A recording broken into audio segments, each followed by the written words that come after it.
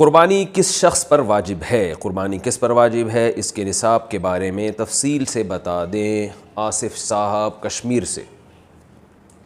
جناب آصف صاحب، قربانی کے نصاب میں 5 چیزیں دیکھی جائیں گی، 5، یہ خوب اچھی طرح دماغ میں بٹھا لیں۔ اور یہ 5 چیزیں کس دن دیکھی جائیں گی؟ بقرعید کی صبح صادق، یعنی 10 ذی الحجہ کی صبح صادق سے لے کر 12 ذی الحجہ کے غروب آفتاب، یعنی یہ جو 3 دن ہے نا قربانی کے، 10، 11، 12، ان 3 دنوں میں کوئی شخص صاحب نصاب ہو تو اس پر قربانی واجب ہے۔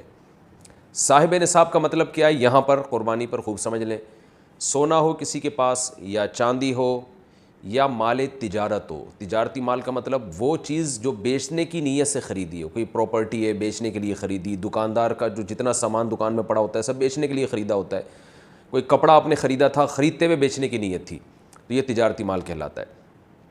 چوتھی چیز ہے نقد رقم، کیش، یعنی جو بھی آپ کے پاس بینک میں یا جیب میں جو کیش اماؤنٹ پڑا ہوتا ہے، یہ 4 چیزیں ہو گئی۔ 5ویں چیز ہے ضرورت سے زائد سامان۔ ضرورت سے زائد سامان میں بہت تفصیل ہے، آسان اس کی ایک جو ہم اگر ضبط کر سکتے ہیں تو وہ چیز جو پورے سال بھی استعمال نہ ہوتی ہو، گھریلو چیزوں میں وہ چیزیں جو پورے سال بھی استعمال نہ ہوتی ہوں، جیسے کپڑے، کوئی یا برتن ہے، ڈنر سیٹ ہے، پورے سال استعمال نہیں آتا۔ اسی طرح کوئی پراپرٹی پڑی ہوئی ہے جو نہ کرائے پر دی ہے آپ نے اور نہ آپ اس میں رہتے ہیں، وہ پراپرٹی بھی ضرورت سے زائد میں داخل ہے۔ تو یہ جو 5 چیزیں ہیں، کسی کے پاس یہ 5 چیزیں، ان کی جو ویلیو لگائی جائے گی تو ان 5 چیزوں کا مجموعہ اگر 52.5 تولہ چاندی کے برابر ہے، 52.5 تولہ چاندی آج کل 65-70 ہزار کے لگ بھگ ہے، نیٹ پہ سرچ کر لیے گا، تو کسی کے پاس یہ 5 چیزیں، یا 5 میں سے 4 چیزیں، یا 4 میں سے 3 چیزیں، یا 3 میں سے 2 چیزیں، یا کوئی ایک چیز 52.5 تولہ چاندی کے برابر ہے، اور یہ بقرعید کی صبح صادق سے لے کر ذی الحجہ کی 12 تاریخ کی غروب آفتاب سے پہلے تک رہتی ہے اس کے پاس، تو ایسے شخص پر، یعنی بقرعید کی صبح صادق کے وقت اس کے پاس یہ نصاب موجود تھا، اور یہ 13 تاریخ کی ذی الحجہ تک اس کے پاس یہ نصاب موجود رہتا ہے، تو وہ صاحب نصاب کہلائے گا۔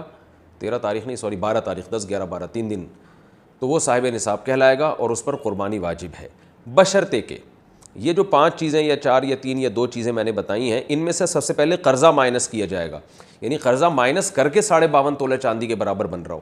اسی طرح گیس بجلی کا بل جو ان کے اوپر لازم ہے وہ بھی اس میں سے، یا جو مہینے کا راشن آئے گا وہ بھی مائنس کیا جائے گا، جو گھر کا ضروری راشن ہوتا ہے نا وہ بھی مائنس کیا جائے گا۔ مائنس کرنے کے بعد اگر 52.5 تولہ چاندی کے برابر رقم بچ رہی ہے تو ایسے شخص پر قربانی واجب ہے، چاہے مرد ہو چاہے عورت ہو۔ تو عورت کیسے قربانی کرے گی؟ سونا خواتین کے پاس بہت ہوتا ہے، چاندی ہوتی ہے، چاندی نہیں بھی ہو تو سونے کے نصاب جو ہے اس کے ساتھ اگر 1 روپیہ بھی ہے تو وہ بھی 52.5 تولہ چاندی کی قیمت دیکھی جائے گی اس میں بھی۔ تو عورت کیسے قربانی کرے گی؟ اس کے پاس تو کیش نہیں ہوتے عام طور پہ، تو پورے سال جمع کرے، تھوڑے تھوڑے اپنی جیب خرچی سے بچایا کرے، یا سونا کو بیچ کر کرے۔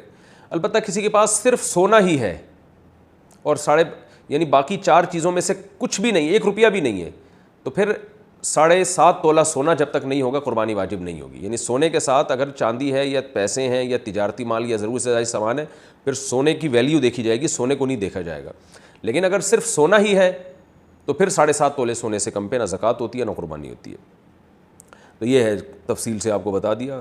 تو آپ چاہیں تو اس میں ایک گائے میں حصہ لے لیں، چاہیں تو بکرا لے لیں، چاہیں تو دمبا لے لیں۔ مرد پر الگ واجب ہے، عورت پر الگ واجب ہے، جو بھی صاحب نصاب ہوتا ہے۔